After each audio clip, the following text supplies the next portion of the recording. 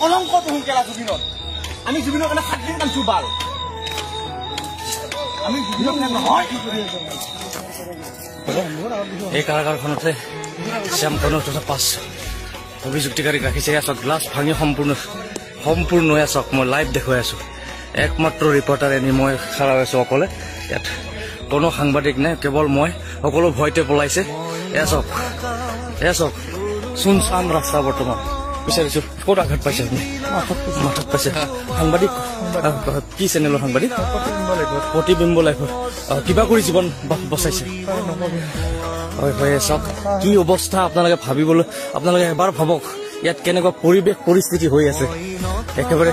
একেবাৰে ভাগৰি গৈছে হয় কি ক'ব বাইদেউ পৰিস্থিতি ইমান ভয়ানক